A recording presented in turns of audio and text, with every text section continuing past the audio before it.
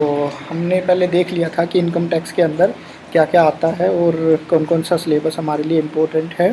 ठीक है, तो वो वीडियो मैंने अब अपलोड कर दी है, आप उसको एक बार देख लेना। नेक्स्ट अब उसके बाद हम बात करते हैं, एक बार थोड़ा सा रिवाइज करते हैं और फिर देखते हैं कि कैसे क्वेश्चन बने थे उसमें से। ठीक है, तो हमने क्या क्या किया था एक बार मैं रिवाइज़ करा देता हूँ। डायरेक्ट टैक्स, इनडायरेक्ट टैक्स, जो बेसिक उनका इंट्रोडक्शन होता है वो। ठीक है, इसको आप कर लेना, ये इम्पोर्टेंट है। देन उसके बाद हम बात करते हैं हिस्ट्री के बारे में। हिस्ट्री इतनी ज़्यादा इम्पोर्टेंट है नहीं, बट आपको थोड़ा बहुत पता होना चाहिए कि क्या क्या हुआ था। देन उसके बाद ये इनकम टैक्स की जो स्लैब रेट है ये बहुत ही इम्पोर्टेंट है, तो आप इनको अच्छे से करके जाना। इस फाइनेंशियल ईयर के लिए हमारे पास ये ही इम्पोर्टेंट है, इन सभी रेट को अच्छे से याद कर लेना। एग्ज़ाम में कहीं से भी कुछ भी पूछ सकता है। ठीक है, तो आप सभी को एक बार याद रख लेना। नेक्स्ट जो पिछली वाली वीडियो है उसमें मैंने इसके बारे में सारा बता रखा है। ठीक है, अब हम बात करते हैं नेक्स्ट कि पर्सन की डेफिनेशन क्या है, ये भी इम्पोर्टेंट है। एओपी बीओआई क्या होते हैं, ये भी इम्पोर्टेंट बनता है। उसके बाद सेक्शन 4 यही बात बोलता है कि इंडियन की जो सीबीडीटी अथॉरिटी है वो ही टैक्स कलेक्शन की अथॉरिटी देती है, उसके अलावा कोई अथॉरिटी नहीं देते। सेक्शन 5 आता है हमारे पास, ये नीचे दिया हुआ है, जो हमारे पास scope of meaning of income है, यानी कौन कौन सी इनकम किस किस के लिए टैक्सेबल होएगी। सेक्शन 5 में ये है। सेक्शन 6 के अंदर रेजिडेंशियल स्टेटस है। ठीक है, ये अच्छे से कर लेना। और उसके बाद ये हमारी इंसिडेंस ऑफ इनकम है, ऑर्डनरी के लिए, एनओआर के लिए और एनआर के लिए। ऑर्डनरी के लिए सारी इनकम टैक्सेबल होगी, सिर्फ एक्सेप्ट उनकी जो बाहर की इनकम होती है टोटली, जैसे रेमिटेंस की और जो अनटैक्स है वो, उसके अलावा सारी इनकम टैक्सेबल होती है। ठीक है, दूसरा एनओआर ऑर्डिनरी रेजिडेंस के लिए वो इनकम टैक्सेबल होएगी जो इंडिया में कमाई गई है। ठीक है, इंडिया से बाहर, आउटसाइड इंडिया से, या कोई बिजनेस है जिसका कंट्रोल आउटसाइड इंडिया है, वहाँ से अगर पैसे कमा रहे हैं तो उनको छोड़ के और इंडिया के अंदर जितनी भी इनकम कमाई जा रही है सारी की सारी टैक्सेबल होती है। ठीक है, एनआर के लिए कौन सी इनकम टैक्सेबल होगी, सिर्फ और सिर्फ इंडिया में कमाई गई, इंडिया में रिसीव हुई ही इनकम के ऊपर टैक्स लगेगा और सारी नॉन टैक्सेबल रहेगी। ठीक है, जिनको एक बार अच्छे से याद कर लेना। अब नेक्स्ट पॉइंट था हमारे पास सेक्शन 10 का, एग्जम्पशन इनकम का। ठीक है, ये सारी हमारे ये सेक्शन आते हैं एग्जम्प्टेड इनकम के।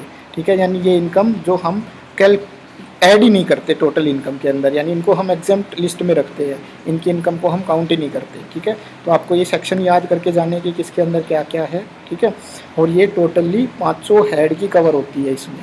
ठीक है, 49 तक की टोटल है हमारे पास, इनमें सभी कवर हो जाती है 500 हेड की, लेकिन हमारे पास सिर्फ यहाँ पे इम्पोर्टेंट आपको इतनी ही याद करके जानी है।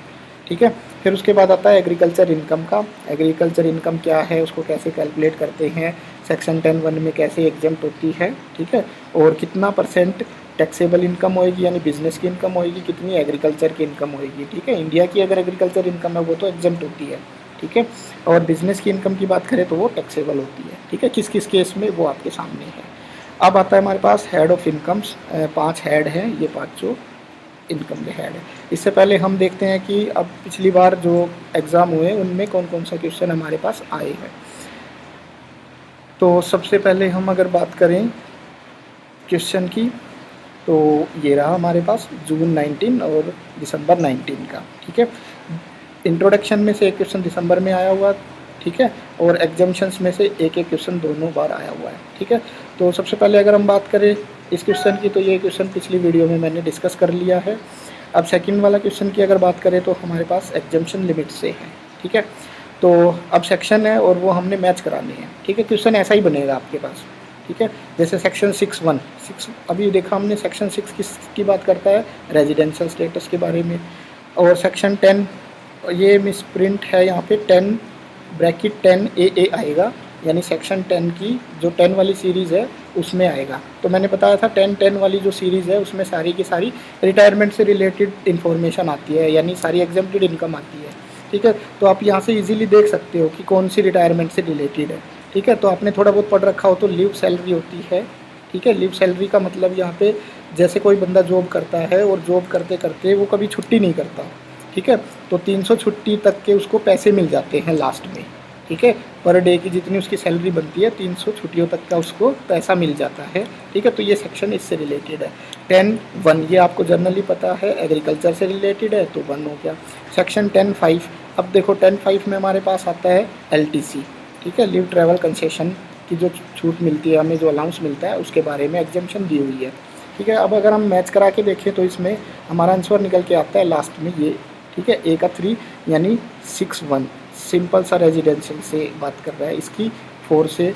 ठीक है, सी का 1 से और डी का हो जाएगा 2 से। ठीक है, अगर आपको देखो ए की पता है, अगर मान लो आपको 10 ए हमारे पास अगर पता है आपको कि ये एग्रीकल्चर होती है, तो सीधा हम डायरेक्ट इसके साथ इसका मैच कराते हैं।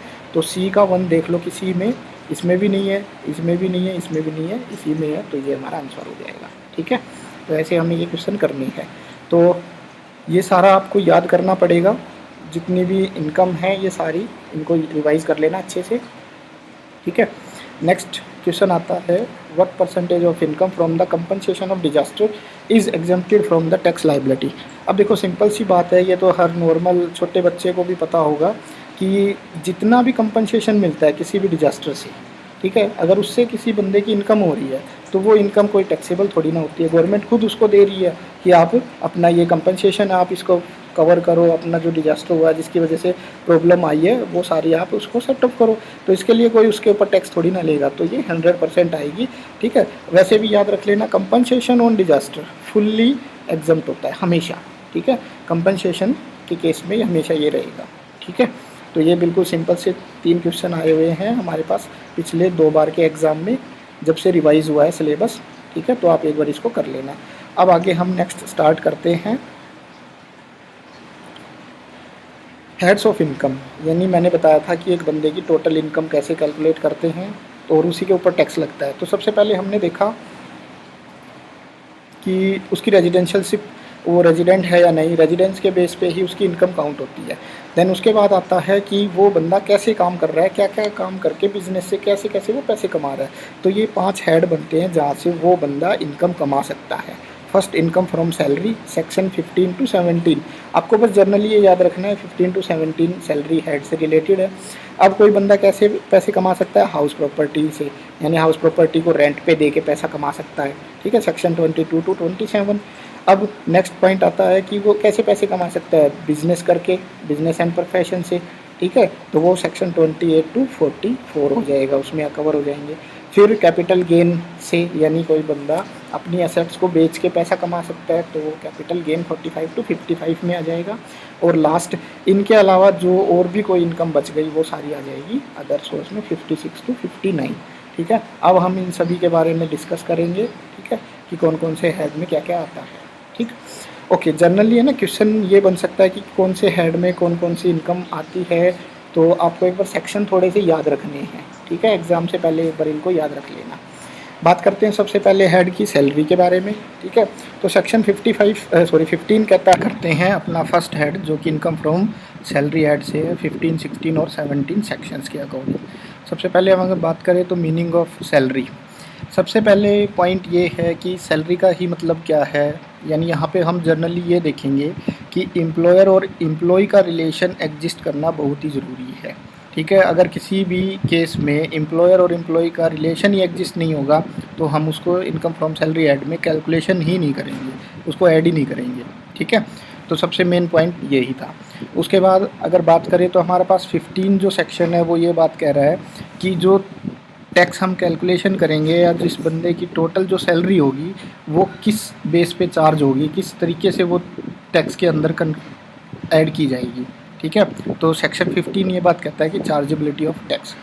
फिर उसके बाद आता है सैलरी एग्जिस्ट, यानी सैलरी के अंदर क्या क्या चीज़ इंक्लूड करनी है और क्या क्या नहीं करनी। ठीक है, तो जनरली सी हमारे पास सिंपल सी ये 4 डेफिनेशन दी हुई है, ये 4 अगर हम देख लेते हैं तो वो सैलरी के मीनिंग में हम ऐड कर देंगे। सबसे पहले salary is taxable on the basis of due और receive whichever is earlier, ये सबसे इम्पोर्टेंट पॉइंट है। ठीक है, चाहे सैलरी मिले या ड्यू हो, जो भी दोनों में से पहले हो जाएगा उसी टाइम पे हम उसको ऐड कर देंगे सैलरी के अंदर। ठीक है, चाहे सैलरी मिले बाद में, ड्यू पहले हो गई तो हम उसको ऐड कर देंगे, चाहे मिल गई हो पहले लेकिन ड्यू बाद में हुई हो तब भी हम सैलरी में इंक्लूड कर देंगे।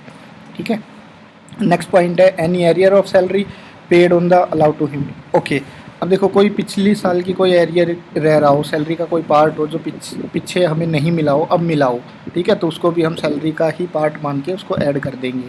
ठीक है, लेकिन यहाँ पे ना एक सेक्शन 89(1) है, ये रिलीफ ऑफ एरियर का है, rebate of arrear of salary. इसका क्या मतलब है यहाँ पे, जैसे मान लो कि 2010 में कोई सैलरी कमाई आपने और अब वो 2019 में आपको मिली है, ठीक है, तो टैक्स तो लगेगा 2019 के हिसाब से, पर रियल में लगना कब चाहिए, 2010 के हिसाब से, ठीक है। तो सेक्शन जो 89(1) है ये यही बात कहता है कि ज़्यादा हार्डशिप ना हो, टैक्स आपको ज़्यादा ना देना पड़े, आप टैक्स की कैलकुलेशन उसके हिसाब से कर सकते हो जिस साल की वो सैलरी थी, ठीक है। तो कहता है कि इसको ध्यान में रखते हुए हमें एरियर ऑफ सैलरी कंसीडर करनी है। फिर उसके बाद बोलता है कॉन्ट्रैक्ट ऑफ सर्विस और कॉन्ट्रैक्ट फॉर सर्विस, ठीक है। आपको दोनों चीज़ों में फ़र्क समझ में आना चाहिए। कॉन्ट्रैक्ट ऑफ सर्विस का मतलब है कि हमने कोई कॉन्ट्रैक्ट करवाया सर्विस का, ठीक है, और इसके अंदर है कॉन्ट्रैक्ट फॉर सर्विस, यानी सर्विस के लिए कोई कॉन्ट्रैक्ट हुआ है, ठीक है। तो कॉन्ट्रैक्ट फॉर सर्विस के लिए अगर कोई कॉन्ट्रैक्ट किया जा रहा है तो वो पीजीबीपी हेड के अंदर आएगी। अगर कॉन्ट्रैक्ट का कोई सर्विस का कोई कॉन्ट्रैक्ट किया हुआ है तो वो हमारे पास सैलरी हेड में आएगी, ठीक है। तो जनरली सी थोड़ा सा इसका डिफरेंस समझ लेना, ठीक है। सर्विस का अगर कॉन्ट्रैक्ट है तो सैलरी हेड में आएगा, सर्विस के लिए कॉन्ट्रैक्ट है तो पीजीबीपी में आएगा। फिर उसके बाद आता है salary forgone is always taxable. अब इस केस में हम समझते हैं कि दो चीज़ होती है, एक तो सैलरी फॉरगोन और एक सैलरी सरेंडर। तो सैलरी जो फॉरगोन है यानी हमने जो सैलरी छोड़ दी है, इसका मतलब जनरली क्या होता है कि ड्यू होने के बाद, जैसे सैलरी हमने कमाई, एक महीना पूरा काम कर लिया, उसके बाद सैलरी होगी ड्यू होने के बाद मैंने कहा कि भाई मैं अपनी सैलरी गवर्नमेंट को देना चाहता हूँ, ठीक है। तो इस केस में मेरे ऊपर टैक्स लगेगा, यानी मेरी सैलरी मेरी टोटल इनकम में काउंट की जाएगी, ठीक है। यानी वो फॉरगोन सैलरी भी है, वो भी सैलरी का पार्ट बन जाएगी। लेकिन जो सरेंडर ऑफ सैलरी है, यानी ड्यू डेट से पहले ही सरेंडर कर दी, तो उस केस में हम सैलरी में उसको इंक्लूड नहीं करेंगे, वो नीचे देखेंगे, ठीक है। तो यानी सैलरी के ये मेन पॉइंट थे, और बेसिक आपको सारे नॉर्मल पता है कि सैलरी के अंदर क्या क्या आता है, ठीक है। तो जो इम्पोर्टेंट पॉइंट है वो ये पॉइंट है, ठीक है, जो आपके एग्ज़ाम के अंदर आ सकते हैं। अब हम बात करते हैं कि सैलरी हेड को टोटल में कैसे कैलकुलेशन करते हैं, ठीक है। Computation of salary head. First सबसे पहले हमारे पास आ जाएगा बेसिक सैलरी। बेसिक सैलरी जितनी भी है हम यहाँ पे लिख देंगे किसी भी बंदे की, यानी हम अब देख रहे हैं कि टोटल जो सैलरी कमा रहा है एक आदमी या एक एम्प्लॉई, उसकी टोटल सैलरी कैसे कैलकुलेशन की जाती है या कैसे उसकी टोटल सैलरी हेड से इनकम निकाली जाएगी। तो सबसे पहले बेसिक सैलरी, फिर उसके बाद फीस एंड कमीशन, अगर कोई फीस एंड कमीशन ले रहा है, फिर bonus, arrear, advance of salary, salary in lieu of the notice, section 17(3). अब देखो बोनस आपको पता है, ठीक है, एरियर भी कुछ पिछले वाला कुछ हमें मिला हो, अब एडवांस में कोई सैलरी ली हो, ठीक है, salary in lieu of notice, ये जनरली है ना हमारे पास सैलरी के अलावा जो और बेनिफिट मिलते हैं वो सारे इसमें इंक्लूड किए गए हैं, ठीक है। जनरली रिटायरमेंट के सारे बेनिफिट है ना वो इसी के अंदर आते हैं, salary in lieu of notice के, ठीक है, यानी ये सैलरी का ही पार्ट माने जाते हैं, ठीक है। वो सारे हम देखेंगे इसी के अंदर। और फिर फोर्थ नंबर पे आता है contribution of excess of 12% of recognised provident fund. अगर एम्प्लॉयर 12% से ज़्यादा आरपीएफ में अगर पैसा डालता है एम्प्लॉय का, तो वो जो 12% से ज़्यादा होगा वो टैक्सेबल हो जाएगा, उसको हम यहाँ पे लिखेंगे 12% तक एग्जम्प्ट होता है, और उसके ऊपर इंटरेस्ट 9.5% रेट से एग्जम्प्ट रहेगा। अगर उससे ज़्यादा इंटरेस्ट है तो फिर उसको हम यहाँ पे लिख देंगे, यानी उसकी सैलरी में ऐड कर देंगे, ठीक है। तो ये पॉइंट याद रखना, ये इंपॉर्टेंट है, एक दो बार आया हुआ है एग्ज़ाम में। अब हम बात करते हैं कुछ अलाउंसेस की। सैलरी ऐड के अंदर हमारे पास बहुत सारे अलाउंस होते हैं, कुछ एग्जम्प्ट होते हैं, कुछ पार्शली एग्जम्प्ट होते हैं और कुछ फुल्ली टैक्सेबल होते हैं, ठीक है। तो बहुत सारे अलाउंस होते हैं, लेकिन जो इंपॉर्टेंट है हम उन्हीं का इसमें डिस्कस करेंगे, ठीक है। सबसे पहले डियरलेंस अलाउंस, डीए सभी के लिए टैक्सेबल होता है, इसको आपको बिना देखे यहाँ पे लिख देना है। दूसरा है एचआरए, हाउस रेंट अलाउंस, ठीक है। अब देखो जैसे सपोज करो कि आपको कुछ एचआरए मिल रहा है गवर्नमेंट से या आप एम्प्लॉयर से, ठीक है, तो हम उसको यहाँ पे लिख देंगे, ठीक है। अब गवर्नमेंट कहती है कि अगर आप रेंट पे रहते हो, ठीक है, तो उस केस में आप 3 कंडीशन है ये हमारे पास, सेकंड और ये थर्ड, इन तीनों में से जो भी कम होगा, ठीक है, जो भी कम होगा उसको आपको एग्जम्पशन मिल जाएगी उतने रुपए की, ठीक है। अब सपोज करो कि आपको एचआरए मिल रहा है एम्प्लॉयर से 1 लाख रुपए, ठीक है, अब HRA एक्चुअल रिसीव यहाँ पे 1 लाख लिख देंगे। रेंट पेड, अगर देखो हम किराए पे रह रहे हैं तो रेंट जितना पे कर रहे हैं वो माइनस करेंगे 10% ऑफ सैलरी, यानी हमारी जो सैलरी है टोटल उसका 10% यहाँ पे लिख देंगे, माइनस कर देंगे। जर्नली इसका मीनिंग होता है कि हम 10% जो सैलरी है उससे ज़्यादा रेंट पे नहीं कर सकते। जर्नली इसका मीनिंग यही निकल के आता है कि हमने जो रेंट पे किया है 10% से ज़्यादा, हमारी सैलरी के 10% से ज़्यादा जितना रेंट पे किया है वो, ठीक है। और थर्ड कंडीशन है 50% ऑफ सैलरी, अगर हम मुंबई, कोलकाता, दिल्ली, चेन्नई में है तो, और अदर है तो 40% ऑफ सैलरी। इन तीनों में से जो भी कम होगा, ठीक है, उतनी हमें एग्जम्पशन लिमिट मिल जाएगी, यानी उतना हमारा HRA एग्जम्प्ट हो जाएगा। अब सपोज करो हमारे पास 1 लाख रुपये HRA था, रिसीव हुआ 1 लाख, ठीक है, जितना रेंट पे किया वो माइनस 10% ऑफ सैलरी और 50% ऑफ सैलरी और 40% ऑफ सैलरी, ये देखेंगे लोकेशन के हिसाब से, ठीक है। इन तीनों में से जो भी कम होगा वो हम लिख देंगे और इसमें से माइनस कर देंगे 1 लाख में जितना भी है उतनी की उसको एग्जम्पशन मिल जाएगी, ठीक है। ये इम्पोर्टेंट है, आप इसको एक बार कर लेना। फिर सेकंड अलाउंस है चिल्ड्रन एजुकेशन अलाउंस, ठीक है, जितना वो एम्प्लॉयर अपने एम्प्लॉय को एजुकेशन अलाउंस दे रहा है वो यहाँ पे लिख देंगे। पर एग्जाम्प्ट कितना है, 100 रुपये पर चाइल्ड अप टू 2 चिल्ड्रन, यानी 2 बच्चों तक 100 रुपये एक बच्चे के ऊपर एग्जाम्प्ट रहेगा। हम जैसे उसको 5000 रुपये मिला और एक बच्चा है तो एक के हिसाब से 1200 रुपये यहाँ पे लिख देंगे और बाकी 3800 रुपये यहाँ पे टैक्सेबल हो जाएंगे, ठीक है। चिल्ड्रन हॉस्टल अलाउंस के केस में क्या है, जितना अलाउंस मिला वो और 300 रुपये पर मंथ पर चाइल्ड के हिसाब से यहाँ पे एग्जाम्प्ट हो जाएंगे 2 बच्चों तक। ये याद रख लेना, ये क्वेश्चन आया हुआ है और तो इम्पोर्टेंट भी है, आगे भी आ सकता है। नेक्स्ट ट्रांसपोर्ट अलाउंस की अगर बात करें तो इसके अंदर चेंज हुआ है, तो ये बहुत इंपॉर्टेंट है, ये आ सकता है ट्रांसपोर्ट अलाउंस। पहले ये 1600 और 3200 रुपये था, लेकिन अब ये सिंपल 3200 रुपये कर दिया और सिर्फ इन कंडीशंस में, ठीक है। जो हैंडीकैप है उन्हीं के केस में 3200 है। पहले जर्नल को भी मिलते थे, लोकल जो इंडिविजुअल है उसको भी, लेकिन अब ये बंद हो गया है, तो आप इसको ध्यान रखना, ये क्वेश्चन में आ सकता है। नेक्स्ट इंटरटेनमेंट अलाउंस सभी के लिए टैक्सेबल होगा। Other allowance include over time वगैरह वगैरह, ये आपके अलाउंस है जो इसके अंदर फुल्ली टैक्सेबल होते हैं, इनको हम लिख देंगे। अब नेक्स्ट पॉइंट आता है हमारे पास परक्यूजिट्स का। परक्यूजिट्स का मीनिंग आप जनरली समझते हैं कि जो कैश के अलावा या सैलरी के अलावा कोई फैसिलिटी प्रोवाइड कर रहा है एम्प्लॉयर अपने एम्प्लॉय को, ठीक है। उस केस के अंदर जितनी भी उसको सर्विस मिल रही है वो सारी उनकी वैल्यू कैलकुलेशन करनी पड़ती है, ठीक है। Valuation of rent free, okay. सबसे पहले प्रोक्यूजर्स के अंदर आता है हमारे पास, सबसे इम्पोर्टेंट है रेंट फ्री अकोमोडेशन का, ठीक है। इस केस के अंदर हम देखेंगे कि सबसे पहले क्या कंडीशन है। अब देखो इसने ना 2 पार्ट्स में डिवाइड किया है कि जो रेंट फ्री अकोमोडेशन है वो गवर्नमेंट एम्प्लॉय को, ठीक है, और दूसरा हमारे पास केस है अदर एम्प्लॉय यानी प्राइवेट सेक्टर को। अगर गवर्नमेंट सेक्टर में कोई एम्प्लॉय और उसको हम रेंट फ्री अकोमोडेशन दे रहे हैं, फ्री में हाउस दे रहे हैं, तो उस केस में उसकी जो हमने सर्विस दी है उसकी वैल्यू क्या रहेगी, उसकी लाइसेंस फ़ीस है वो ही टैक्सेबल हो जाएगी, ठीक है। ये गवर्नमेंट डिसाइड करती है हर लोकल के हिसाब से, लोकेलिटी के हिसाब से कि कितना आपका लाइसेंस फ़ीस बनता है, ठीक है। उसके हिसाब से उतनी ही उसकी लाइसेंस फ़ीस यहाँ पे वैल्यू मानी जाएगी, ओके। माइनस करना है rent actually paid by the employee. Employee चाहे गवर्नमेंट हो चाहे नॉन गवर्नमेंट हो, ठीक है, वो जितना भी पेमेंट कर रहा है किसी भी सर्विस के लिए तो वो हम उसकी प्रोक्यूजिट्स में से माइनस करेंगे, ठीक है। आई होप कि ये पॉइंट आपको समझ में आ गया कि गवर्नमेंट एम्प्लॉय के केस में लाइसेंस फ़ीस है वो ही उसकी सर्विस की वैल्यू मानी जाएगी, ठीक है, और जितना उसने रेंट पे किया है, कितना गवर्नमेंट को दिया है, वो यहाँ से माइनस कर देंगे।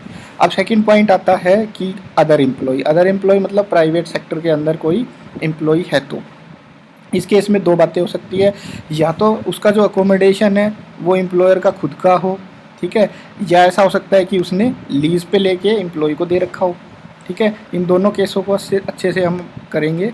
तो सबसे पहला पॉइंट हमारे पास आता है कि अगर एम्प्लॉयर का खुद का घर हो, ठीक है, तो उस केस में हम देखेंगे वहाँ की पॉपुलेशन कितनी है, ठीक है। अगर वहाँ की पॉपुलेशन 25 लाख से ज़्यादा है 2001 के सेंसस के हिसाब से, ठीक है, तो 15% ऑफ सैलरी, ठीक है, उसकी जितनी 15% ऑफ सैलरी है उतना पार्ट उसकी वैल्यू बन जाएगा जिस वो हाउस में रह रहा है रेंट फ्री अकोमोडेशन में, ठीक है। और जितना उसने पे किया वो माइनस कर देंगे, एम्प्लॉय ने जितना पे किया, ये सभी केस में माइनस होगा।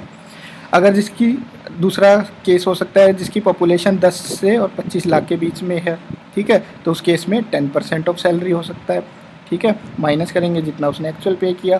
और कोई अदर सिटी है, ठीक है, या 10 लाख से कम की है, तो उस केस में 7.5% ऑफ सैलरी माइनस में जितना एक्चुअल पे किया वो उतने उसकी अमाउंट परक्यूजिट्स की वैल्यू मान ली जाएगी, उसकी सैलरी में हम इंक्लूड कर देंगे।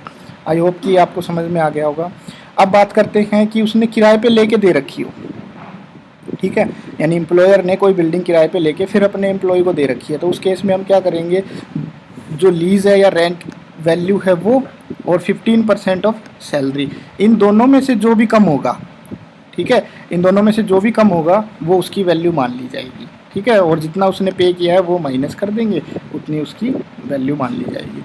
आई होप कि आपको ये समझ में आ गया होगा। रेंट फ्री अकोमोडेशन का दो केस हैं, फर्स्ट गवर्नमेंट एम्प्लॉय के केस में तो लाइसेंस फीस हो जाएगी उसकी अकोमोडेशन की वैल्यू, सेकंड नॉन गवर्नमेंट है तो उस केस में हम देखेंगे कि खुद का हाउस है या किराए पे लेके दे रखा है, ठीक है। अगर उसका खुद का हाउस है तो उस केस में हम क्या देखेंगे, पॉपुलेशन देखेंगे कि कितनी कितनी है, ठीक है, 25 से ज़्यादा है तो 15%, 10 से 25 है तो 10% हो जाएगा, और अगर और कोई सिटी है जिसकी 10 लाख से कम है तो 7.5% ऑफ सैलरी हो जाएगी। अगर उसने लीज़ पे या रेंट पे लेके दे रखा है तो उस केस में हम जो कि किराया है, जो लीज़ है वो, और 15% ऑफ सैलरी माइनस कर देंगे उसके जो एक्चुअल पे किया है वो। मोटर कार के केस में अभी हम नीचे देखेंगे लास्ट में जो हमने डायग्राम बना रखा है।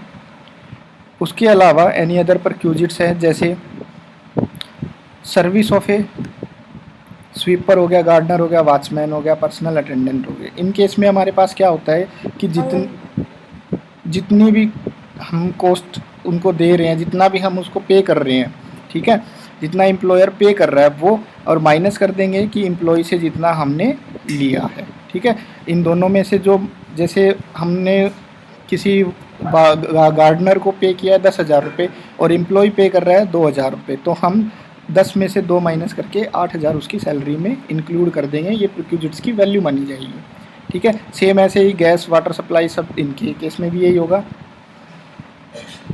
Provision of free concession education facility for any member of employees house hold, ठीक है, अगर एजुकेशन फैसिलिटी प्रोवाइड करवा रहे हैं एम्प्लॉई के केस में तो हम क्या करेंगे कि जितनी उसकी कॉस्ट आ रही है, ठीक है, माइनस जितना एम्प्लॉय से रिकवर हो रहा है वो लिख देंगे। अगर उसका खुद का इंस्टीट्यूशन है, ठीक है, यानी एम्प्लॉयर का खुद का ही स्कूल है, तो उस केस में क्या करेंगे कि cost of such education similar institute in near the locality, यानी उस लोकेलिटी के अंदर ऐसा कोई सिमिलर इंस्टीट्यूट है एजुकेशन का, उसकी जो फीस है, उसकी जो कॉस्ट है, ठीक है, वो हम कंसीडर करके चलेंगे और माइनस उससे जितना कवर किया है वो। इस केस में बस आपको थोड़ा सा ध्यान रखना है कि ये वैल्यू 1,000 रुपये पर मंथ से ज़्यादा होनी चाहिए, ठीक है। अगर 1,000 रुपये से कम है तो फिर हम इसको कैलकुलेशन में ही नहीं लेंगे, यानी 1,000 तक अपने उस स्कूल के अंदर अपने इंस्टीट्यूट में वो अपने एम्प्लॉई के बच्चों को पढ़ा सकता है, ठीक है। ओके, नेक्स्ट पॉइंट आता है about perquisites are taxable only in case of the specified employee. ये स्पेसिफाइड एम्प्लॉय के केस में ही टैक्सेबल होगी, अदर के केस में नहीं। ओके, अब हम समझते हैं कि स्पेसिफाइड एम्प्लॉय कौन होते हैं, ठीक है। जनरली जो 50,000 से ज़्यादा सैलरी लेते हैं और की पोस्ट के ऊपर बैठे हैं और जिसके पास 20% किसी कंपनी का या फर्म का शेयर हो, ठीक है। ये 3 जनरल कंडीशन होती है स्पेसिफाइड एम्प्लॉय की। अब नेक्स्ट पॉइंट आता है इंटरेस्ट फ्री और concessional loan up to 20,000 rupees. अब देखो इसके अंदर क्या है कि एम्प्लॉयर है ना अपने एम्प्लॉई को लोन देता है, ठीक है, कि भाई आप इतना लोन रखो और विदाउट इंटरेस्ट रखो या कम रेट पे लोन दे देता है, तो ठीक है। तो उस केस में कहता है कि जो 20,000 तक का अगर लोन दिया है तो उसकी कोई वैल्यू नहीं मानी जाएगी, ठीक है। 20,000 से ज़्यादा का अगर लोन दिया हुआ है तो उस केस में हम उसका जो इंटरेस्ट है उसकी परक्यूजिट्स की वैल्यू मान लेंगे, ठीक है। और वो इंटरेस्ट कब से देखेंगे हम, वो देखेंगे कि 1 अप्रैल से, ठीक है, first day of the relevant previous year का 1 अप्रैल जो होगा उससे SBI का क्या रेट था, ठीक है। और रिस्पेक्ट ऑफ द लोन, जैसे होम लोन है तो होम लोन की क्या रेट थी, ठीक है, पर्सनल लोन है तो पर्सनल लोन की क्या रेट थी, उस रेट से हम उसकी कैलकुलेशन करेंगे और उसको यहाँ पे लिख देंगे, उतना उसकी वैल्यू मान ली जाएगी वो, ठीक है। आई थिंक आप समझ चुके हैं, ठीक है, कि जितना भी 20,000 से ज़्यादा का अगर लोन है, मान लो 30,000 रुपये ही है, ठीक है, और उस टाइम पे SBI की होम लोन की मान लो 8% के हिसाब से रेट थी, ठीक है, तो 8% रेट के हिसाब से उसकी जितनी वैल्यू बनेगी, जितना इंटरेस्ट बनेगा वो यहाँ पे टैक्सेबल हो जाएगा, ठीक है। अगर कंसेशनल रेट पे दे रहा है, मान लो SBI का है 8% के हिसाब से, ठीक है, और एम्प्लॉय ने दिया उसका 4% के हिसाब से, ठीक है, तो 8% का ये हो गया और 4% वो एम्प्लॉय खुद पे कर रहा है, तो इसलिए 4% यहाँ से माइनस हो जाएगा, तो टोटल 4% के हिसाब से उसका जो रेट लगा इंटरेस्ट वो यहाँ पे आ जाएगा, यानी ये उसकी परक्यूजिट्स की वैल्यू मान ली जाएगी। आई होप कि आपको समझ में आ गया होगा, ठीक है। तो आप बस ये लिमिट याद रख लेना, आपके एग्जाम में यही पूछ सकते हैं और ज़्यादा से ज़्यादा ये पूछ सकते हैं कि SBI की रेट जनरली फॉलो होती है। नेक्स्ट पॉइंट आता है गिफ्ट। अगर देखो एम्प्लॉयर अपने एम्प्लॉय को कोई गिफ्ट देता है, ठीक है, तो 5,000 तक तो वो दे सकता है, ठीक है, 5,000 से ज़्यादा देगा तो वो टैक्सेबल हो जाएगा, यानी उसको हम उसकी परक्यूजिट्स की वैल्यू मान के इधर लिख देंगे 5,000 से ज़्यादा है तो। अब नेक्स्ट पॉइंट आता है मूवेबल असेट्स का। अब देखो एम्प्लॉयर अपने एम्प्लॉय को ना कुछ असेट्स देता है, मूवेबल प्रॉपर्टी देता है जिसको वो यूज़ कर सकता है और बिजनेस का अपने काम में उनका यूज़ कर सकता है, ठीक है। तो जनरली मोबाइल और लैपटॉप अगर कंप्यूटर प्रोवाइड करवा रहा है तो उनकी कॉस्ट है, उनका वैल्यू ऑफ बेनिफिट है वो हो जाएगा नील यानी जीरो, ठीक है। मूवेबल असेट्स है other than laptop and computer और कोई असेट्स है, ठीक है, तो उस केस में क्या रहेगा 10% ऑफ एक्चुअल कॉस्ट उनकी, यानी जितने की वैल्यू है उसका 10% कॉस्ट, या फिर अमाउंट रेंट, यानी उसको रेंट पे दे रखा है कहीं पे उठा के फिर चीज़ दे रखी है वो चीज़, ठीक है, माइनस कर देंगे एम्प्लॉय से जितना पे किया या रिकवर किया है, ठीक है। तो जनरली आपको बस ये समझना है कि अदर देन कोई भी इनके अलावा असेट्स है, मूवेबल प्रॉपर्टी है, तो 10% उनकी कॉस्ट का उसकी वैल्यू में ऐड कर दिया जाएगा, ठीक है, उसकी मूवेबल असेट्स मान ली जाएगी, ठीक है, यानी परक्यूजिट्स की वैल्यू मान ली जाएगी एम्प्लॉय की। नेक्स्ट अब कहता है कि कोई ट्रांसफ़र कर दे, यानी देखो एम्प्लॉयर ने अपने एम्प्लॉय को कोई चीज़ ट्रांसफ़र कर दी, ठीक है।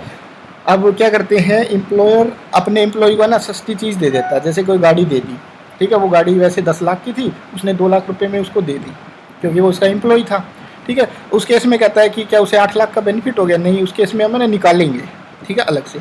अब कहता है कि हम कैसे निकालेंगे वो चीज़, जितनी उसकी एक्चुअल कॉस्ट थी वो माइनस करेंगे उसका जो वियर एंड टीयर यानी डेप्रीशिएशन था, डेप्रीशिएशन की रेट इसके हिसाब से लगेगी, इनकम टैक्स एक्ट में जो दिया हुआ है उसके हिसाब से माइनस करेंगे जितना उससे रिकवर हुआ है, ठीक है। सबसे पहले अगर बात करें जैसे 10 लाख की गाड़ी थी तो 10 लाख की कॉस्ट हो गई, ठीक है। अब मोटर कार में आती है तो 20% रिटर्न डाउन वैल्यू से हम उसकी वैल्यू निकालेंगे, यानी कितने साल उसने यूज़ की, मान लेते हैं 5 साल उसने यूज़ की, तो 5 साल रिटर्न डाउन वैल्यू से उसका डेप्रीशिएशन यहाँ पे लिख देंगे, ठीक है। और एम्प्लॉय से कितने में दी, 2 लाख में, ठीक है। तो जो बाकी बचेगा वो यहाँ पे उसकी परक्यूजिट्स की वैल्यू मान ली जाएगी, ठीक है। आई होप कि थोड़ा सा आप समझ चुके हैं। जनरली इसमें से क्या याद रखना है कि आपको बस ये डेप्रीशिएशन की रेट याद रखनी है, ठीक है। इलेक्ट्रिक आइटम है तो 50% रिटर्न डाउन से, मोटर कार 20% से, और कोई असेट्स है तो 10% के हिसाब से और SLM बेसिस पे, ठीक है। ये सारे रिटर्न डाउन वैल्यू से है और ये स्ट्रेट लाइन मेथड से है। अब नेक्स्ट पॉइंट आता है रीइंबर्समेंट। अब देखो एम्प्लॉय के फैमिली की कोई मेडिकल ट्रीटमेंट के लिए पेमेंट करता है, ठीक है, तो उस केस में 15,000 तक तो एग्जेम्प्ट होता है, 15,000 से ज़्यादा होता है तो हम उसको उसकी परक्यूजिट्स की वैल्यू मान लेंगे, मेडिकल बेनिफिट मान लेंगे 15,000 से अगर ज़्यादा है तो, ठीक है। फिर professional tax paid by the employer ने अगर कोई प्रोफेशनल टैक्स पे किया है, जैसे किसी प्रोफेशनल बंदे को हायर करके उसने सैलरी पे रखा हुआ है, ठीक है, उसका कोई प्रोफेशनल टैक्स है वो यहाँ पे हम लिख देंगे, ठीक है। Any sum payable by the employer to effect an assurance of की term policy contract of annuity, ये सारे के सारे हमारे पास एम्प्लॉय के किसी भी तरह का कोई भी पेमेंट अगर एम्प्लॉयर करता है, ठीक है, उससे रिलेटेड कोई भी पेमेंट करता है वो सारी हम यहाँ पे लिख देंगे, ठीक है। जितना भी पेमेंट कर रहा है वो सारी उसकी वैल्यू मान ली जाएगी परक्यूजिट्स की, वो यहाँ पे लिख देंगे, ठीक है। अब आपको पता लग गया होगा कि यहाँ पे ना उस बंदे की जो एम्प्लॉय है, ठीक है, उसी की हम सारी चीज़ें लिखते आ रहे हैं कि उसकी सैलरी क्या है, उसको कौन कौन से अलाउंस मिल रहा है, कौन कौन सी परक्यूजिट्स मिल रही है, उन सभी की वैल्यू यहाँ तक हम लिखते आ रहे हैं, ठीक है। ऐसे करके हम टोटल करेंगे जब उसकी हमारे पास क्या आ जाएगी, ग्रॉस सैलरी, ठीक है। ये ग्रॉस सैलरी होती है सेक्शन 17 के अकॉर्डिंग, ठीक है, यानी ग्रॉस सैलरी यहाँ पे आ जाती है सेक्शन 17 के हिसाब से, यानी ये सारे आइटम सेक्शन 17 में दिए हुए हैं, क्लियर है यहाँ तक। अब देखो जो सेक्शन 15 था वो तो ये कह रहा है कि चार्जेबिलिटी क्या रहेगी हमारे पास सैलरी की, ठीक है। 17 कहता है कि ग्रॉस सैलरी क्या रहेगी, और सेक्शन 16 कहता है कि डिडक्शन क्या रहेगी सैलरी में से। यानी देखो सैलरी की जो टोटल 17 में जितनी भी इनकम बनी वो सारी यहाँ पे लिख देंगे, और 16 में जो डिडक्शन अलाउड है, जो डिडक्शन मिलती है सैलरी हेड से रिलेटेड, वो सारी इसमें लिखी हुई है सेक्शन 16 में। ठीक है, हम ग्रोस सैलरी में से ये अगर माइनस कर दें सेक्शन 16 की सारी डिडक्शन, तो हमारे पास आ जाएगी नेट सैलरी। ठीक है, यानी एक बंदे की एम्प्लॉय की टोटल सैलरी हेड से कितनी इनकम हुई वो सारी। ठीक है, तो अब हम देखते हैं सेक्शन 16 क्या है। तो जनरली है ना, आप सेक्शंस को एक बार याद रख लेना, ये सेक्शंस पूछ सकते हैं कहीं से भी। ठीक है, तो इम्पोर्टेंट यही है। इंटरटेनमेंट अलाउंस, ओके, सेक्शन 16 के अंदर डिडक्शन में सबसे पहला आता है entertainment allowance, only for government employee के केस में। ठीक है, अगर नॉन गवर्नमेंट एम्प्लॉय है तो उस केस में फुल्ली टैक्सेबल रहेगा, उसकी कोई डिडक्शन नहीं मिलेगी। ठीक है, अगर गवर्नमेंट है तो उस केस में हमारे पास लिस्ट ऑफ द फॉलोइंग, यानी इनमें से जो कम होगा या तो 1500 रुपये, ठीक है, या 1/5 of salary, 1/5 of basic salary, और एक्चुअल जो इंटरटेनमेंट अलाउंस मिला है, इन तीनों में से जो भी कम होगा वो हम यहाँ पे लिख देंगे। ठीक है, ये इंपॉर्टेंट है, इसको याद रख लेना अच्छे से। सिर्फ गवर्नमेंट एम्प्लॉय के केस में, अगर नॉन गवर्नमेंट है तो उस केस में फुल्ली टैक्सेबल हो जाएगा, यानी ऊपर हम उसको लिख देंगे। ठीक है, नीचे यहाँ पे लिखने की जरूरत है ही नहीं। गवर्नमेंट एम्प्लॉय के केस में इंटरटेनमेंट अलाउंस इस तरह से हम निकालेंगे। ठीक है, प्रोफेशनल टैक्स हम ऐड वहाँ पे ऊपर ऐड किया था, नीचे हम इसको माइनस कर देंगे। ठीक है, जितना उसने टैक्स पे किया है, 2 बार टैक्स थोड़ी ना लगता है इनकम के ऊपर, जितना उसने पे कर दिया उसके बाद यहाँ पे उसको माइनस भी कर देंगे। ठीक है, और उसके बाद ये स्टैंडर्ड डिडक्शन है। ठीक है, स्टैंडर्ड डिडक्शन यानी 50,000 रुपये है, ये गलती से 5 लाख लिखा हुआ है यहाँ पे। ठीक है, तो ये 50,000 रुपये कर लेना आप एक बार, और मैं भी अपने नोट्स में ठीक कर लूँगा। ये 50,000 रुपये की एक स्टैंडर्ड डिडक्शन दी जाती है। ठीक है, मान लेते हैं ग्रोस सैलरी एक बंदे की 10 लाख है। ठीक है, तो उसकी स्टैंडर्ड डिडक्शन 50,000 माइनस करके उसकी टोटल जो सैलरी इनकम बनेगी वो 9.5 लाख बनेगी। ठीक है, आप समझ चुके हैं कि स्टैंडर्ड डिडक्शन सभी को मिलेगी, इसके अंदर कोई वो नहीं है। जितनी भी सैलरी बनी उसमें से 50,000 की स्टैंडर्ड हम डिडक्शन दे देंगे सभी को। ठीक है, ये टोटल हमारे पास सैलरी हेड लगभग कंप्लीट हो गया है। ठीक है, एग्ज़ाम में यहीं से कुछ क्वेश्चन बनेगा, आप एक बार इसको थोड़ा सा ध्यान से देख लेना।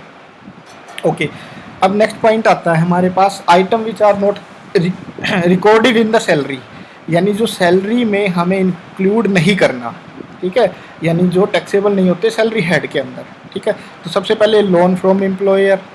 देखो एडवांस अगर सैलरी है तो टैक्सेबल है, ऊपर हम पढ़ चुके हैं। ठीक है, अगर लोन दे रहा है एम्प्लॉयर एम्प्लॉय को तो वो टैक्सेबल नहीं होगा।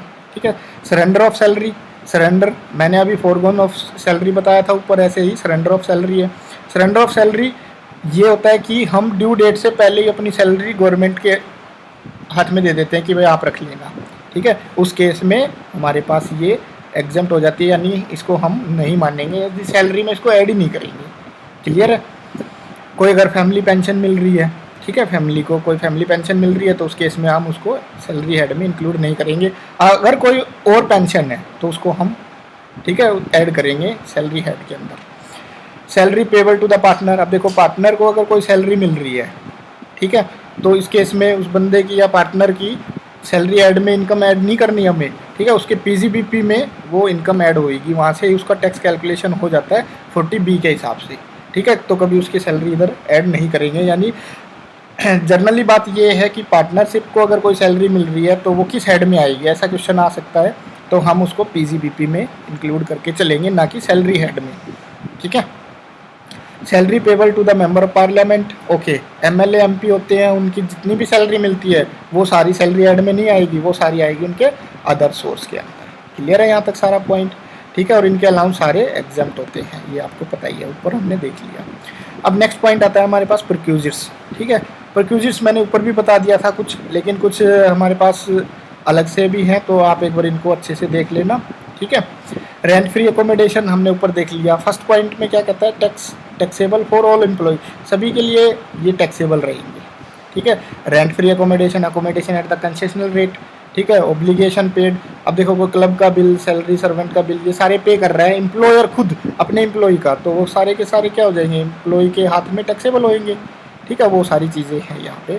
Facility given employer to employer, कोई फैसिलिटी दे रहा है, payment of leave behalf of the employee, कुछ उसकी पेमेंट कर रहा है, मूवेबल असेट्स दे रहा है, ठीक है, कंप्यूटर और उसको छोड़ के। Free transfer of movable assets वो हम ऊपर देख चुके हैं। गिफ्ट ऑफ वाउचर, ओके ये है ना 5,000 रुपये है, 1500 गलत लिखा हुआ है यहाँ पे, ठीक है। 5,000 तक का गिफ्ट दे सकता है, 5,000 से ज़्यादा का अगर गिफ्ट दे रहा है तो फिर हम उसको टैक्सेबल करेंगे, ठीक है। फैसिलिटी फॉर क्रेडिट कार्ड, कोई क्रेडिट कार्ड की फैसिलिटी दे रहा है तो जो इतना क्रेडिट कार्ड का चार्ज है वो सारा का सारा उसकी इनकम में ऐड कर देंगे। Taxable for the specified employee, ठीक है। अब देखो मैंने आपको पहले ही बताया था स्पेसिफाई एम्प्लॉय वो है जिसकी सैलरी 50,000 से ज़्यादा है और 20% से ज़्यादा शेयर है, और थर्ड क्या है कि जो की पोस्ट पे बैठे हैं, CEO है, जैसे मैनेजिंग डायरेक्टर है, ठीक है। इन सभी के केस में हम उनको स्पेसिफाई एम्प्लॉय मानते हैं, ठीक है। उस केस में ये वाली चीज़ें हमारे पास इंक्लूड रहेगी। Facility of gas, electricity, water, ठीक है। इन केस में हमने देखा था कि जितना वो पे कर रहा है एम्प्लॉयर माइनस करेंगे जितना एम्प्लॉय दे रहा है, माइनस करके वो सारी की सारी वैल्यू टैक्सेबल हो जाएगी। फ्री एजुकेशन वाला केस भी हमने ऊपर देख लिया, ठीक है। एम्प्लॉयर के खुद के स्कूल में अगर वो करता है तो अगर वो वैल्यू 1,000 रुपये पर मंथ से ज़्यादा है तो, ठीक है, तो हम उसको टैक्सेबल कर देंगे। फ्री ट्रांसपोर्ट फैसिलिटी, ठीक है। फ्री ट्रांसपोर्ट फैसिलिटी अगर प्रोवाइड करवा रहा है एम्प्लॉयर, ठीक है। अब देखो अगर नॉन स्पेसिफाई एम्प्लॉई है और फिर उसको ट्रांसपोर्ट फैसिलिटी प्रोवाइड कर रहा है तो टैक्सेबल नहीं होगी, यहाँ पे स्पेसिफाई के केस में टैक्सेबल होगी सिर्फ, क्लियर है। फैसिलिटी ऑफ डोमेस्टिक सर्वेंट, अगर सर्वेंट दे रहा है, ओके यहाँ पे भी एक इम्पोर्टेंट पॉइंट है, अगर servant appointed by employer appointment करके और फिर उसको दे रहा है डोमेस्टिक सर्वेंट तो उस केस में स्पेसिफाई के केस में ये टैक्सेबल होएगा, नॉन स्पेसिफाई के केस में नहीं होगा, ठीक है। Medical facility, medical bill are not in the same of employee, medical facility अगर प्रोवाइड करवा रहे हैं, ठीक है, तो वो सारी चीज़ें हम आ जाएंगे। हमने ऊपर अभी देख लिया 15,000 रुपये तक का दे सकता है total reimbursement. Facility of motor car का भी हम नीचे देखेंगे, ठीक है, ये सारी। अब कहता है कि exempt for all employ, free medical facility, free medical अगर फैसिलिटी दे रहा है 15,000 तक की तो वो एग्जाम्प्ट होती है सभी के केस में। फ्री रिफ्रेशमेंट एट वर्क के ऊपर कुछ खाने पीने का, ये 50 रुपये तक एग्जाम्प्ट है, ठीक है। 50 रुपीज़ का खाना हम दे सकते हैं, वो यहाँ पे लिखा हुआ नहीं है तो आप इसको एक बार लिख लेना। 50 रुपये तक का खाना एग्जाम्प्ट होता है, उससे अगर ज़्यादा दे रहा है तो फिर वो उसकी वैल्यू मान ली जाएगी। Tour facility, free entertainment facility, telephone, ये सारे के सारे हम देख चुके हैं, ठीक है। ये सारी की सारी फैसिलिटी हमारे पास रहेगी, इनकी वैल्यू हम निकाल लेंगे, ठीक है। ये सभी के केस में टैक्सेबल रहेगी। उसके बाद LTC हो गया, लोन भी हमने ऊपर कर लिया कि 20,000 से ज़्यादा का अगर लोन है तो उस केस में जो इंटरेस्ट होगा, इंटरेस्ट किससे देखेंगे, SBI के, जो 1 अप्रैल 2000 प्रीवियस ईयर है उसके 1 अप्रैल को जितना रेट था उस रेट के हिसाब से उतना हम उसकी वैल्यू मान लेंगे। Tax paid by the procurers only, ये सारी की सारी चीज़ें हमारे पास आ चुकी है, आप इनको बस थोड़ा सा पढ़ लेना है, ठीक है। इसमें से इम्पोर्टेंट आपको बस सिर्फ ये करना है कि जो स्पेसिफाइड एम्प्लॉई है उनके केस में क्या है और लिमिट क्या है, बस, ठीक है। तो यही क्वेश्चन बन सकता है। अब आते हैं लीव ऑफ सैलरी के केस में, यानी जो रिटायरमेंट बेनिफिट्स होते हैं, ठीक है, कि एम्प्लॉई के। तो सबसे पहला पॉइंट यही है कि देखो अगर रिटायरमेंट की डेट से पहले अगर रिटायरमेंट बेनिफिट लेता है एम्प्लॉय, ठीक है, यानी रिटायरमेंट की डेट से पहले ही सारे फैसिलिटी अगर वो ले लेता है, ठीक है, एम्प्लॉय, ठीक है, तो उस केस में वो सारी की सारी टैक्सेबल होगी, ठीक है। अगर रिटायरमेंट की डेट के बाद अगर रिटायरमेंट बेनिफिट लेता है, ठीक है, तो उस केस में ये हम कंडीशन देखेंगे, ठीक है। तो सबसे पहले आती है ग्रेच्युटी। ग्रेच्युटी का मतलब क्या होता है कि जिस बंदे ने इतने साल सर्विस पे काम किया है या उस जॉब पे काम किया है तो उसके बदले में उसको कुछ पैसे देती है, ठीक है, एम्प्लॉयर उसको कुछ पैसा देता है कि आप ये पैसे रखो कि आपने इतने साल हमारी सर्विस आपने हमारे यहाँ पे काम किया है, ठीक है। तो इस केस में जो ग्रेच्युटी मिलती है वो सेक्शन 10(10) के हिसाब से एग्जाम्प्ट होती है कुछ, ठीक है। तो दो केस है, गवर्नमेंट एम्प्लॉई है तो फुल्ली एग्जाम्प्ट, यानी जितनी भी ग्रेच्युटी मिलेगी गवर्नमेंट एम्प्लॉय की उसकी वो सैलरी हेड में या सैलरी इनकम में कैलकुलेट ही नहीं होगी। पॉइंट समझ में आ गया, यानी ग्रेच्युटी गवर्नमेंट एम्प्लॉय की फुल्ली एग्जाम्प्ट है, उसको वहाँ पे लिखने की जरूरत ही नहीं, सैलरी में ऐड करने की जरूरत ही नहीं है, ठीक है। अगर अदर एम्प्लॉय है तो अगर देखो प्राइवेट एम्प्लॉय है तो उस केस में दो चीज़ हो सकती है। फर्स्ट कि वो covered under the payment gratuity act, और वो यानी वो कवर हो पेमेंट ग्रेच्युटी एक्ट के अंदर, और नॉट कवर्ड अंडर PGA यानी पेमेंट ग्रेच्युटी एक्ट के अंदर कवर ना हो, ठीक है। अगर वो कवर है, ठीक है, तो इनमें से जो कम होगी वो एग्जाम्प्ट हो जाएगी, अगर नहीं कवर है तो इन तीनों में से जो कम है वो हो जाएगी, ठीक है, तो ये ऑलमोस्ट सेम सी बातें हैं। ठीक है, थोड़ा सा फ़र्क है, 20 लाख 20 लाख, यहाँ पे 10 लाख था पहले, अब ये 20-20 कर दिया है। एक्चुअल अमाउंट, दोनों में एक्चुअल अमाउंट। ठीक है, यहाँ पे 15/26 आएगा। ठीक है, इसको बोलते हैं जनरली हाफ मंथ सैलरी, यानी हाफ मंथ की जो सैलरी है वो लिखते हैं 15/26, क्योंकि पेमेंट ग्रेच्युटी एक्ट में कवर है ना, तो 4 दिन को उनको छुट्टियाँ मिल जाती है, वो 26 आ जाएगा यहाँ पे। ठीक है, इस केस में 15/30 ही रहेगा, क्योंकि not covered under payment gratuity act में। तो फिर उसके बाद मल्टीप्लाई करेंगे लास्ट 10 मंथ एवरेज सैलरी, पिछले लास्ट मंथ की कितनी सैलरी है वो, इनटू में, यानी multiply completed year of service और part of thereof. Okay, अब ये समझते हैं कि उसने कितने साल कंप्लीट कर ली सर्विस। ठीक है, और पार्ट ऑफ देयर ऑफ। अब इसका मतलब क्या है, अब देखो किसी बंदे ने मान लो 26 साल सर्विस की है। ठीक है, तो हम कंप्लीट ईयर 26 साल मानेंगे। अगर उसने 26 साल 3 महीने काम किया है तो भी हम उसके 26 साल ही मानेंगे। अगर उसने 26 साल 7 महीने काम किया है तो हम उसकी कंप्लीट सर्विस मानेंगे 27। क्लियर है? ठीक है, यानी 6 महीने या 6 महीने से ज़्यादा। ठीक है, अगर उसने काम किया है तो हम उसको नेक्स्ट साल में कन्वर्ट कर देंगे। ठीक है, जैसे मान लो 26 साल 6 महीने 1 दिन काम किया हो तो फिर हम उसको 27 मान लेंगे। 26 साल 4 महीने काम किया है तो सिर्फ 26 ही मानेंगे। क्लियर है? इसमें और इसमें सिर्फ ये ही डिफरेंस है, इसमें सिर्फ कंप्लीटेड ईयर ऑफ सर्विस आता है। मान लो उसने 26 साल 7 महीने भी काम किया है तो भी 26 साल ही लिखेंगे यहाँ पे। क्लियर है? दोनों में ये डिफरेंस है बस। क्लियर हो गया? ठीक है, तो क्वेश्चन ये पूछ सकता है कि ग्रेच्युटी एक्ट कौन सा होता है, किस सेक्शन में आ रहा है, वो सारी चीज़ें यहाँ से हम ले सकते हैं। अब आता है नेक्स्ट पेंशन। देखो अब रिटायरमेंट का बेनिफिट है। अब देखो रिटायरमेंट, अगर रिटायरमेंट डेट से पहले ले रहा है तो फुल्ली टैक्सेबल रहेगा, अगर बाद में ले रहा है तो फिर ये एग्जम्पशन रहेगी। इसको हम देखते हैं। पेंशन जो मिल रही है, पेंशन जनरली आप समझते हो कि सैलरी का ही पार्ट होती है। ठीक है, और वो एम्प्लॉय को मिलती है पर मंथ। ओके, अब 2 तरीके से ले सकता है, पर मंथ बेस पे ले सकता है, उसको बोलते हैं अनकम्यूटेड पेंशन। ठीक है, और कम्यूटेड पेंशन यानी लमसम एक बार में ही पैसा ले लें। ठीक है, तो जो अनकम्यूटेड पेंशन है यानी मंथली पेंशन है वो तो 100% टैक्सेबल होएगी और ऑल एम्प्लॉय के केस में रहेगी। ठीक है, तो यानी ये पोर्शन तो हमारा क्लियर हो ही गया। ठीक है, यानी मंथली पेंशन 100% टैक्सेबल है सभी एम्प्लॉय के केस में। ठीक है, अब बात करते हैं कम्यूटेड पेंशन यानी लमसम, एक साथ अगर पूरा लमसम पैसा आ रहा है, ठीक है, बल्क में, उस केस में क्या रहेगा। ठीक है, उस केस में कहता है कि अगर गवर्नमेंट एम्प्लॉय है तो गवर्नमेंट एम्प्लॉय के केस में है फुल्ली एग्जेम्प्ट है। ठीक है, जनरली गवर्नमेंट के केस में सारे ही एग्जेम्प्ट है, यानी लमसम ले रहा है तो गवर्नमेंट के केस में फुल्ली एग्जेम्प्ट। अगर नॉन गवर्नमेंट एम्प्लॉई है यानी प्राइवेट सेक्टर में है, ठीक है, तो उसकी 2 कंडीशन हम देखेंगे, या तो वो ग्रेच्युटी एक्ट में कवर है या ग्रेच्युटी एक्ट में नॉट कवर्ड है। ठीक है, अगर ग्रेच्युटी एक्ट में कवर है तो 1/3 of only commuted pension exempt. ठीक है, यहाँ पे थोड़ा वर्ड पे ध्यान देना, ओनली कम्यूटेड पेंशन। अब देखो क्या करते हैं, जब पेंशन लेने की बात आती है तो कुछ ये रिटायरमेंट के टाइम पे ये सोच लेते हैं कि कुछ तो मेरे को कम्यूटेड पेंशन दे दो और कुछ मेरी मंथली कर दो।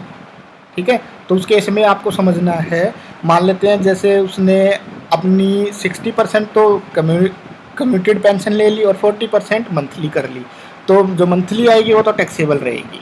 ठीक है, और जो 60% है कम्यूटेड है उसको हम इस केस में ला के देखेंगे। ठीक है, तो इस केस में हमारे पास अगर ग्रेच्युटी में कवर्ड है तो 1/3 ऑफ कम्यूटेड पेंशन एग्जेम्प्ट रहेगी सिर्फ, यानी मान लेते हैं 60,000 है ना, 60,000 का 1/3 20,000 यानी 20,000, तो 20,000 ही एग्जेम्प्ट होएगी 60 में से। क्लियर है? अगर नॉट कवर्ड है तो हाफ सैलरी हो जाएगी, सॉरी हाफ कम्यूटेड पेंशन हो जाएगी, यानी 60,000 थी तो 30,000 एग्जेम्प्ट हो जाएगी, 30,000 टैक्सेबल हो जाएगी। ठीक है, यहाँ तक समझ में आ गया आपको?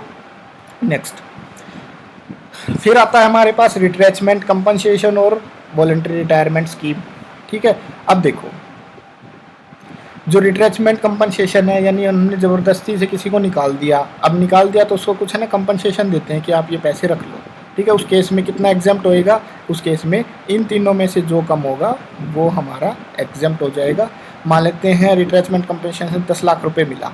ठीक है, तो एक्चुअल अमाउंट ये 5 लाख रुपए, और इंडस्ट्री डिस्प्यूट एक्ट ये हमारे पास हर स्टेट वाइज अलग अलग होते हैं। ठीक है, तो इस केस में ये अलग रहता है। तो इन तीनों में से जो भी कम होगा वो टोटल में से माइनस करके एग्जेम्प्ट करके उसकी रिट्रेचमेंट कंपनसेशन में हम उसके नाम से ऐड कर देंगे।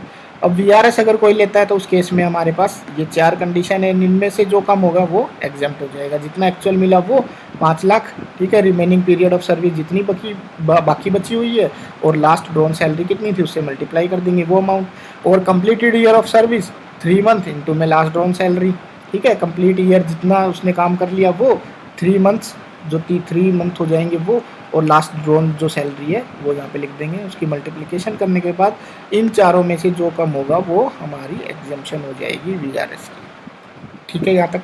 नेक्स्ट ओके, क्वेश्चन बस यही पूछ सकते हैं कि उनकी लिमिट क्या है वीआरएस की, रिट्रेचमेंट की और पेंशन की, ग्रेजुएटी की, किस सेक्शन में आते हैं, ज़्यादा से ज़्यादा ये पूछ सकता है, ठीक है। अब नेक्स्ट पॉइंट आता है हमारे पास परक्विजिट्स वैल्यू ऑफ कार, यानी कार की क्या वैल्यू रहेगी परक्विजिट्स के केस में, ठीक है।